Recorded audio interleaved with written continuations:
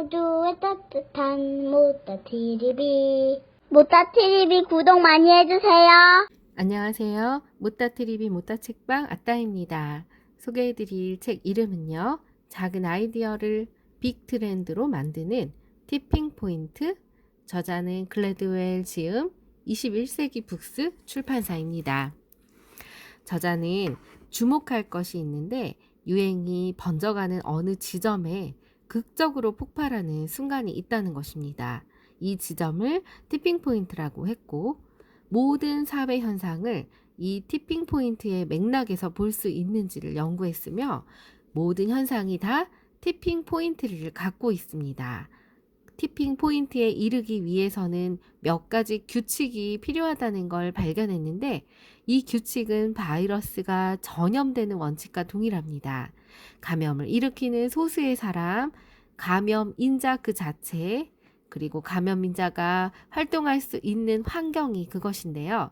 저자는 바로 이 규칙을 소수의 법칙, 고착성 요소, 상황의 힘으로 정리하여 설명하고 있습니다. 예를 들면요. 화장품 브랜드의 사례가 있는데요. 미용 유행을 주도하는 여대생을 뷰티넷 회원으로 끌어들여서 이들을 홍보 주체로 활용하는 소수의 법칙, 또 기존 고가 경쟁 제품에 비해 품질이 떨어지지 않는 점을 크게 부각해서 저렴하고 품질 좋은 화장품이라는 인식을 소비자의 뇌리에 인식시키는 고착성 요소, 또 운 좋게도 불황기에 저자가 저가 상품이 잘 팔린다는 상황적인 설정이 이 브랜드의 돌풍에 날개를 달아주었습니다. 주머니가 가벼워진 20대 초반의 수요층에게는 더할 나위 없이 좋은 기회가 됐죠. 이것이 바로 상황의 힘입니다.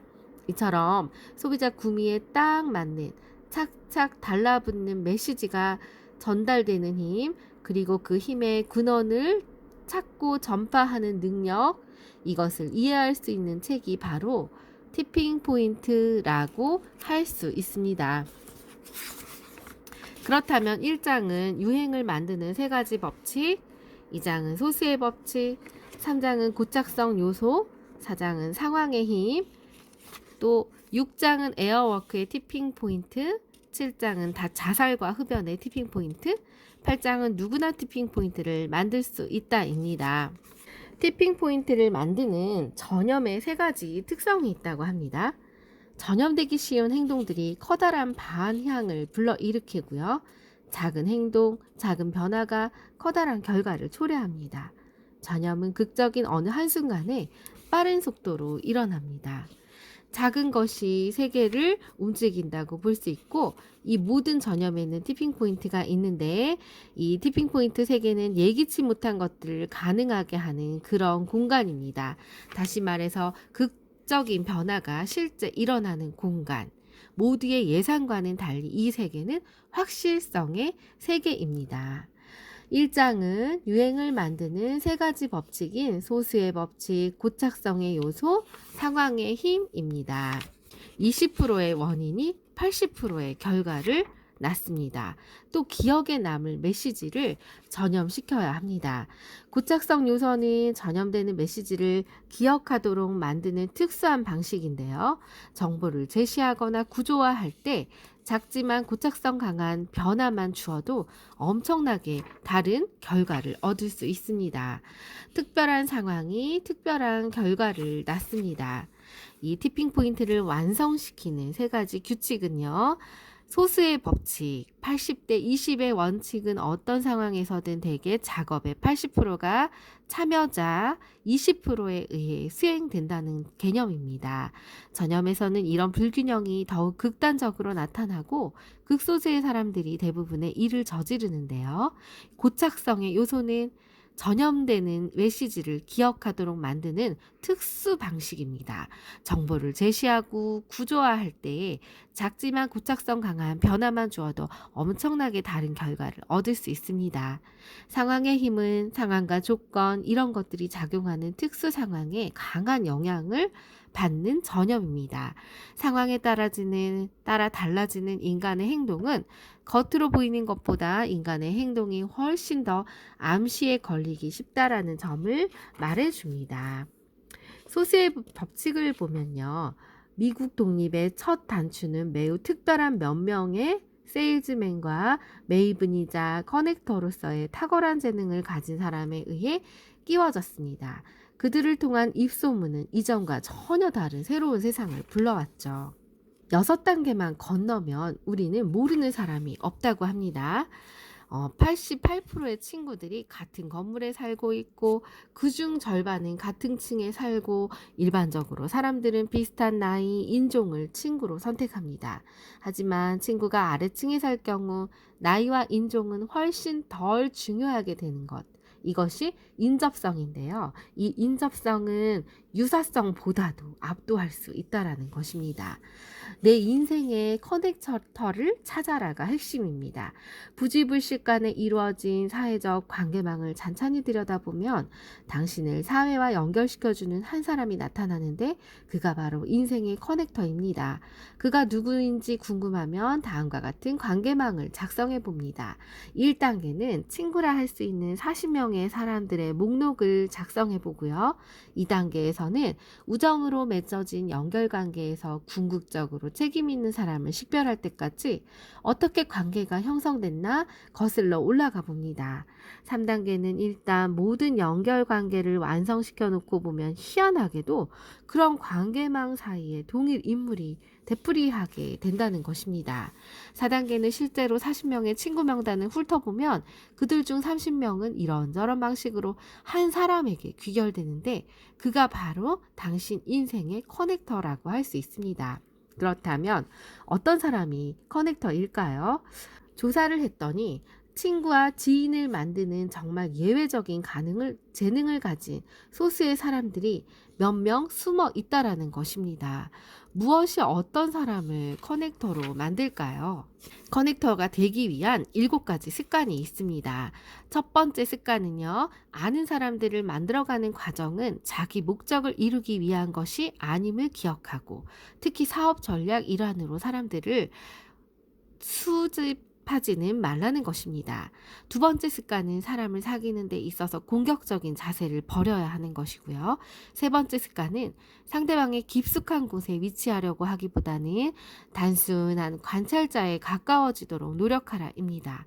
네 번째 습관은 진심으로 사람들을 좋아하는 것이고, 다섯 번째 습관은 사람들이 자신에게 계속 끌릴 수 있게 교제하고 상호작용하는 패턴을 습득하는 것입니다.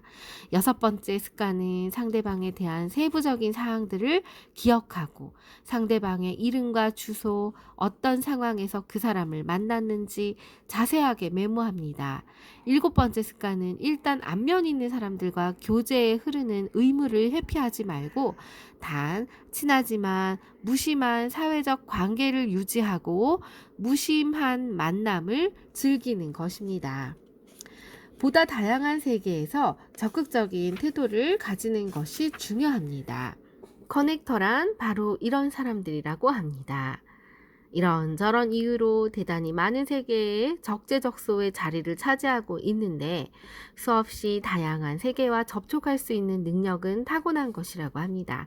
다시 말해 호기심과 자신감과 사교성과 정열을 지닌 사람들이라고 하네요. 커넥터를 규정하는 핵심은 대단히 많은 세계에 발을 걸치고 있고 사람들을 서로 연결시켜주는 역할을 한다는 점입니다. 약한 유대관계를 홀대하지 않아야 합니다. 왜 그럴까요? 새로운 직장을 구하거나 새로운 정보, 새로운 아이디어를 얻을 때 이 약한 유대관계가 강한 유대관계보다 더 중요하다고 합니다. 안면 있는 사람이 많으면 많을수록 당신은 더욱더 강하게 됩니다. 로이스와 와이즈버그, 로저호스초 같은 커넥터들이 이 책에서 나오는 예외적일 만큼 힘있는 사람들인데요. 우리는 자기가 속해 있지 않은 세계와 기회에 접근하기 위해 그들에게 의존합니다. 물론 이 원칙은 직장을 구하는 일뿐만 아니라 식당, 영화, 패션 경향 등 입소문의 영향을 많이 받는 것에도 광범위하게 적용합니다. 어떤 사람이 커넥터와 가까운 관계가 될수록 더 힘있고 부유하며 많은 기회를 얻게 되는 것은 아닙니다. 하지만 어떤 제품이나 아이디어가 커넥터와 좀 더 밀접해질수록 그것은 보다 큰 힘과 많은 기회를 가질 수 있게 됩니다. 커넥터로부터 입소문의 위력이 나타난다고 볼 수 있습니다. 허쉬파피가 부상하던 중에 이 신발이 커넥터들의 눈에 띄었고 곧 허쉬파피를 멀리 폭넓게 퍼뜨리게 됐는데 이 커넥터들의 힘이 컸다고 하는데요. 무작위적인 과정을 통해 새로운 정보를 얻는 것이 가능합니다. 왜냐하면 새로운 것에 접근하게 해주는 많은 사람들을 알고 있기 때문입니다. 메이븐이라는 말은 아디시어에서 유래됐고 지식을 축적하는 자라는 의미라고 하네요. 최근 들어 경제학자들이 이 메이븐 연구에 많은 시간을 투자하는데 시장이 정보에 의존하면 가장 많은 정보를 가진 사람들이 가장 중요한 사람임에 틀림없습니다. 정확한 이유는 무엇일까요? 예를 들어 가끔 슈퍼마켓에서 상품을 많이 팔기 위해 매일매일 저렴한 가격과 같은 판매 촉진용 스티커를 붙여놓을 수 있는데요. 가격은 언제나 똑같지만 상품은 눈에 띄게 잘 팔려 나갑니다. 그렇게 되면 슈퍼마켓에서 실제 할인 판매를 할 때처럼 다량의 상품을 팔 수 있습니다. 곰곰이 생각해보면 이것은 상당히 우리의 심기를 불편하게 만드는 정보이죠.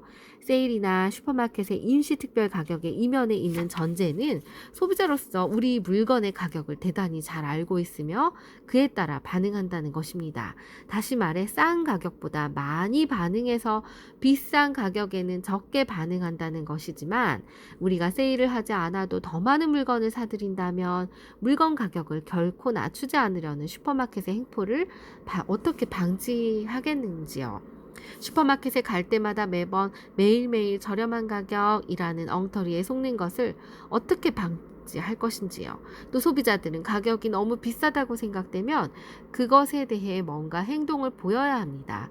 뻔한 판매 술책을 너무 자주 이용하며 그것을 알아챈 사람들이 관리부서나 소비자공정거래단체에 불평을 토로하고 친구들이나 안면 있는 사람에게 그 가게에 가지 말 것을 권장할 것입니다. 이런 방식으로 사람들은 그 가게가 정직하게 장사하도록 만드는데요. 이런 집단의 정체가 밝혀진 이후 대략 10년 넘게 경제학자들은 이런 집단을 이해하는 데 심혈을 기울였고 모든 직종, 모든 사회 경제적 집단에서 이들을 찾아내고 이 집단의 이름을 가격 감시단, 또 이보다 더 널리 쓰이는 게 시장 메이븐이라고 하네요. 이들이 바로 메이븐이다. 플로리다 대학 마케팅 교수이자 메이븐 연구의 선구자인 린다 프라이스는 메이븐에 대해 다음과 같이 규정하고 있습니다. 메이븐은 수동적인 정보 수집가가 아닙니다. 메이븐은 시장의 조력자가 되기를 꿈꿉니다. 메이븐은 사물보다 사람을 좋아합니다. 사심 없는 의견 공유가 입소문을 불러옵니다.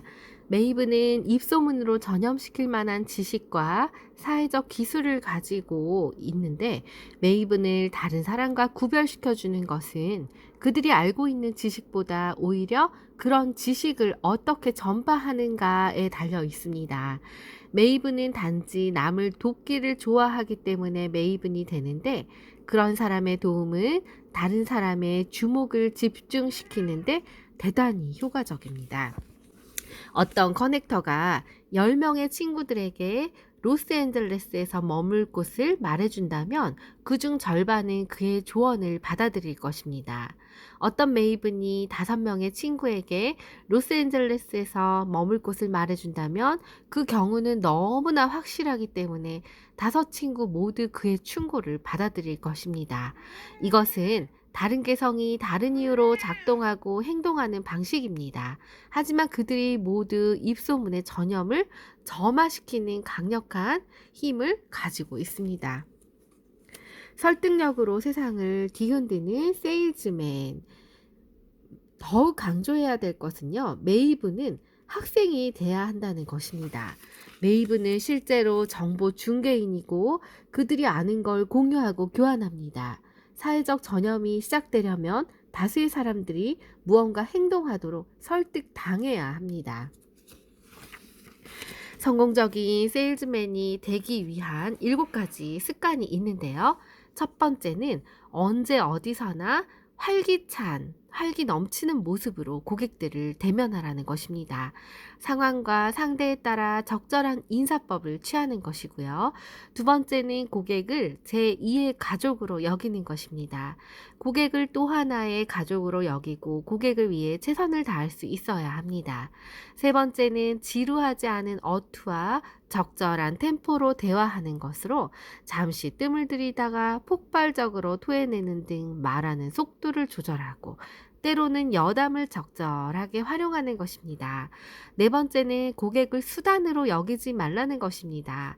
자신의 직업에 자부심을 갖고 고객들을 도와준다는 사실을 즐기는 게 중요합니다. 다섯 번째는 고객의 요청에 결코 노하지 말라는 것입니다. 고객들에게 다른 곳에서는 얻기 힘든 서비스와 전문적인 지식을 제공하는 것이고요. 여섯 번째는 합리적이고 일관성 있는 주장을 펼쳐라입니다. 언제 어떤 고객들의 질문에 맞닥뜨려도 당황하지 않게 미리 다양한 질문을 예상해서 답변을 준비해 두어야 합니다. 일곱 번째는 긍정적인 사고를 하라입니다. 긍정적인 사고는 고객에 호감을 주고 난관을 극복하는 원동력이 됩니다. 무엇이든 시도해보지 않으면 결코 성공할 수 없다는 사실을 기억해야 합니다. 설득 뒤에 숨겨진 미묘한 특성이 있고요. 여기는 사례 이야기가 나와 있고 여기서 핵심은 이것입니다. 무엇이 세일즈맨을 위대하게 만드는지요? 첫 번째는 사소한 일들이 큰 차이를 가져옵니다. 두 번째는 비언어적인 것이 언어적인 것 이상으로 중요하다는 것이고요. 세 번째는 설득은 우리가 눈치채지 못하는 사이에 일어날 수 있습니다. 대체로 확실하고 논리적 근거를 바탕으로 사고하고 결정하고 행동하려 하는데 우리는 자신도 모르게 너무나 임의적이고 사소한 어떤 것으로 인해 설득을 당하기도 한다는 것입니다. 이 설득하기 전에는 유대를 형성하는 것이 중요하고요. 3장은 고착성의 요소입니다. 세서미 스트리트, 블루스클루스, 교육 바이러스에 대한 이야기가 나오고 적절한 상황 아래서 조그마한 한 묶음의 정보가 사람을 꼼짝없이 끌려들도록 만들 수도 있습니다. 만약 당신이 세상을 바꾸고 싶다면 이제 그런 것을 찾아내는 직업에 나서야 합니다. 최고의 고착력 있는 프로그램인 블루스클루스의 성공 열쇠는 첫 번째, 어린이들의 적극적인 참여를 유도했다는 것입니다. 블루스클리스는 어린이들에게 수수께끼를 제시하고 답을 알아맞힐 수 있도록 여러 가지 실마리를 제시해서 참여를 유도하고 프로그램의 진행자 역할을 하는 스티브는 질문을 할 때마다 잠깐 숨을 멈춰서 어린이들에게 대답할 기회를 주었다고 합니다. 두 번째는 메시지를 끊임없이 반복했습니다. 이 블루스클루스는 월요일부터 금요일까지 계속 같은 에피소드를 방영하는 독특한 방식을 취해서 제작진은 어린이들의 반복을 지루해하지 않고 오히려 반복을 통해 주의력과 이해력이 향상된다는 사실을 효과적으로 사용했습니다. 세 번째는 어린이들의 눈높이에 맞추었다는 것인데요. 이 블루스클루스는 답을 알아맞힐 수 있는 실마리들을 적절한 순서로 배열하고 쉬운 것부터 점차 어려운 것으로 배열해 어린이들이 도전 의욕을 고취시키고 자신감을 찾도록 했다는 것입니다. 메시지를 끊임없이 되풀이하라. 작은 변화가 모든 것을 바꾼다고 볼 수 있습니다. 이 네 번째 사장은 상황의 힘입니다. 일단 상황의 문제를 이해하게 된다면 주변 환경에서의 특수하고도 비교적 사소한 요소들이 티핑 포인트로 기능하고 있음을 깨닫게 됩니다. 이를 통해 우리는 패배주의적인 행동을 뒤집어 엎을 수 있고 환경적인 티핑 포인트는 우리가 변화시킬 수 있는 것들이라는 것입니다. 자살이나 흡연이 전염되는 것처럼 범죄 역시 전염되기 쉽습니다. 범죄는 깨진 창문으로부터 시작해서 전체 지역사회로 번져나갈 수 있죠. 이런 전염성에서 티핑포인트는 특정한 유형의 사람에 의존하는 게 아니라 커넥터나 뭔가 메이븐처럼 특수한 사람이 점화시키는 것이 아닙니다. 낙서와 같은 물리적인 것, 어떤 행동도 착수하고자 하는 충동은 특정한 유형의 사람에게 기인하는 게 아니라 바로 이 환경적인 요인에서 기인한다고 할 수 있습니다. 상황에 따라서 변하는 성격의 특성을 살펴보면 성격은 우리가 그럴 것이라고 생각하기보다 우리가 그랬으면 하고 바랄 경우가 더 많습니다. 성격은 고정된 게 아닙니다. 성격은 서로 밀접하게 관련돼서 쉽게 식별할 수 있는 특성으로 이루어진 게 아닙니다. 성격은 습관과 경향과 관심사가 느슨하게 한데 묶인 다발과 같습니다. 성격은 상황과 맥락과 대단히 의존적입니다. 조그만 상황 변화가 따라서 전염성을 점화시킨다고 볼 수 있습니다. 5장은 상황의 힘입니다. 150법칙, 전염성의 패러독스인데요. 감염시키는 운동을 창출하기 위해서는 우선적으로 소규모의 작은 운동을 먼저 창출해야 합니다. 전염력 강한 집단을 잡아야 합니다. 또 효율적인 집단을 위해 150법칙은요. 어떤 사람과 가장 친한 친구가 되려면 최소한의 시간을 들여야 합니다. 시간뿐 아니라 그 이상의 정서적인 에너지 역시 투자해야 하는데 어떤 사람을 깊이 배려하는 일은 지치는 일이죠. 어떤 특정한 지점, 즉 10명에서 15명 선에서 우리는 부담을 느끼기 시작합니다. 아마도 가장 흥미있는 자연스러운 한계는 우리의 사회적 수용 한계 능력일 것입니다. 사회적 능력에 대한 사례는 영국의 인류학자 로빈 덤바가 가장 설득력 있게 제시했죠. 덤바는 간단한 관찰로 시작했습니다. 덤바는 큰 사회 집단의 복잡성을 다루기 위해 두뇌가 진화하고 점점 더 커지게 되고 만약 당신이 5명의 집단에 속하면 10가지 분리된 관계를 계속적으로 추적할 수 있어야 한다고 이야기를 했죠.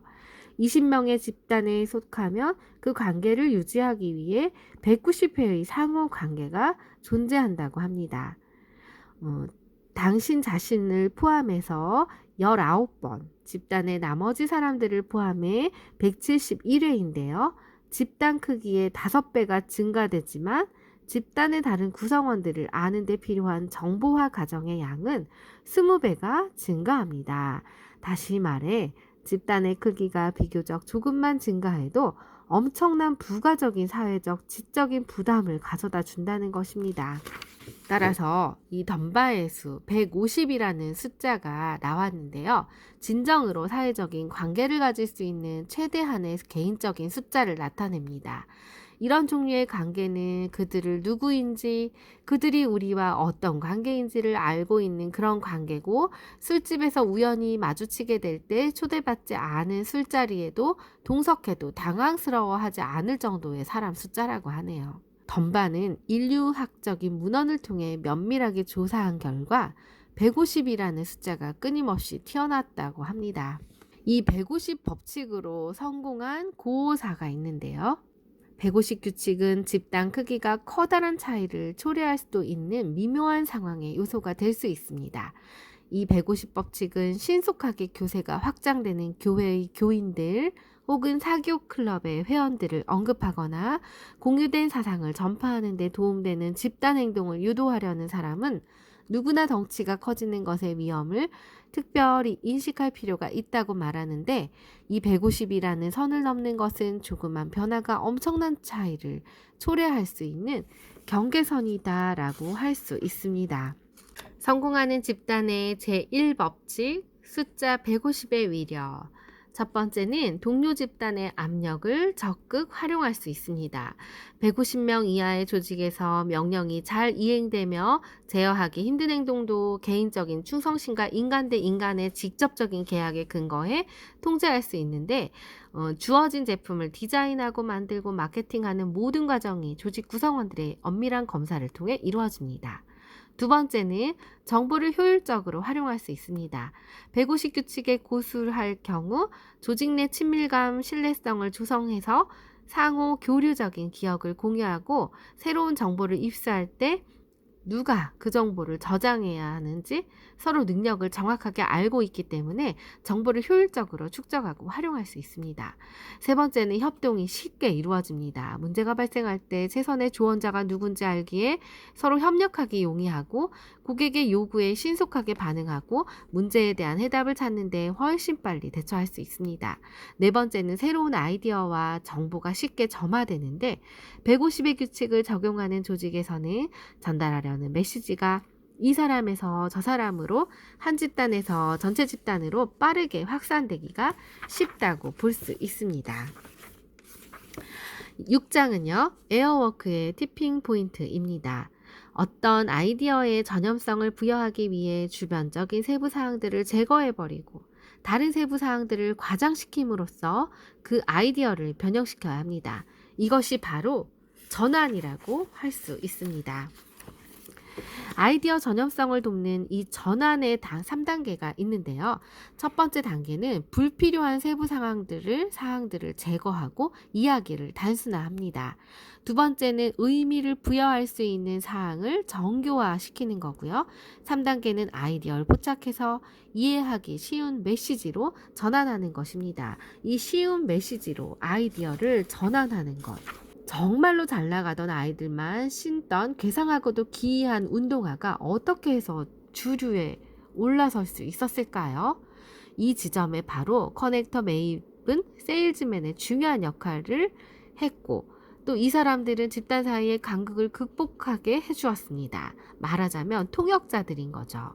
이들은 고도로 특수된 어떤 집단의 아이디어를 포착해 평범한 사람들이 이해할 수 있는 언어로 아이디어를 전환시켰습니다. 이 패션의 경우에도 동일한데요. 선도자들은 새로운 것을 시도합니다. 그렇게 되면 누군가 메이븐이나 커넥터, 세일즈맨 역할을 하는 다른 10대들이 그것을 보고 따라한다는 것이죠. 그런 아이들은 무엇이건 주류인 다른 사람들의 구미에 맞게 바꾸어 놓죠.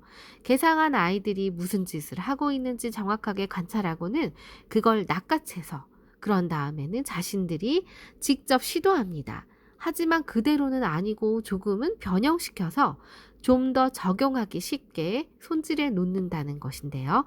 예를 들어 자전거 페달원이기 때문에 바지단을 말아 올리고 엉덩이 부분에 테이프로 동여맨 청바지를 입고 학교에 오는 아이가 있다고 가정했을 때 통역자들이 보기에는 이 통역자는 커넥터, 메이븐, 세일즈맨이라고 할 수 있는데 이들이 보기엔 그럴듯해 보이죠. 하지만 통역자는 테이프를 그대로 사용하지 않습니다. 이 벨크로 찍찍이를 붙여놓은 청바지를 사겠죠. 그럼 그게 이른바 뜨게 되는 것입니다. 소문은 모든 사회적 메시지 중에 가장 전염성이 강하다고 할 수 있는데 위와 같은 전환 과정에 대한 가장 정교한 분석은 바로 이 소문의 연구에서 비롯됩니다. 혁신적인 통신원을 통한 시장 조사가 관건이라고 또 할 수 있습니다. 에어워크는 뭔가 특별한 것이 있습니다. 아이디어를 전환시켜서 대중을 움직였고요. 혁신자 통신원을 통해 시장을 파악했습니다. 문화적인 계기를 포착해서 공감지대도 형성했다는 것. 이것이 바로 이 특수한 특징인데요. 문화적 계기를 포착하고 전환해서 포장하는 것이 중요합니다. 또 호기심을 자극해 소문을 국대화해야 합니다. 자살과 흡연의 티핑 포인트 7장에서는요. 10대 흡연을 연구하며 우리가 얻은 교훈은 담배와 전쟁을 포기해야 한다는 게 아닙니다. 여기서 강조하고 싶은 건 우리가 흡연의 원인이라 생각했던 것들이 타당하지 않다는 점인데요. 흡연의 고착성을 파악하는 건 흡연의 안전지대를 찾을 수 있는 지름길이 될 것입니다. 유명인의 행동은 100마디 말보다 설득력이 있다라고 볼 수 있습니다. 매력적인 흡연자들이 담배 시장을 움직인다고 볼 수 있죠. 흡연의 고착성을 파악하는 것도 중요합니다. 누구나 티핑 포인트를 만들 수 있습니다. 모든 것을 뜨게 하는 긍정적인 유연성에 대해 궁극적으로 성공적인 전염성의 토대가 되는 것은 변화가 가능하다는 믿음과 적절한 추진력인데요. 변화가 대면할 때 자신의 행동이나 믿음을 급격히 변화시킬 수 있다는 기본적인 믿음을 갖는 게 중요합니다. 티핑 포인트의 교훈 3가지가 있는데요. 전염성을 퍼뜨리려면 핵심적인 몇 군데 지역을 지원해서 집중하는 게 필요합니다. 세계는 우리가 원하는 것처럼 우리의 직관과 일치하는 건 아닙니다. 성공적인 전염성의 토대가 되는 것은 변화가 가능하다는 믿음과 적절한 추진력이라고 볼 수 있습니다. 우리는 사실상 우리 환경, 우리를 둘러싼 사람들의 성격이나 직접적인 상황에 막강한 영향을 받게 되죠. 뉴욕의 지하철벽에 낙서를 지웠더니 그런 시민의식이나 이런 것들이 커진 것처럼 예를 들은 건데요. 결국 이 티핑 포인트의 변화를 위한 잠재력과 이해할 만한 행동의 힘을 우리는 확인하고 주변을 둘러보고 당신 주변에서 도무지 움직일 것 같지 않은 무자비한 공간이처럼 보이지만 그렇지 않다는 것입니다. 우리가 힘을 주어야 할 바로 그 자리에 약간만 힘을 실어준다면 그곳은 점화할 수 있습니다. 티핑 포인트를 저는 물이 끓을 때 이게 끓고 있는 게 맞나? 하다가 어느 순간 부글부글 끓어 넘치는 순간이 오잖아요. 따라서 그 장면이 상상되었습니다.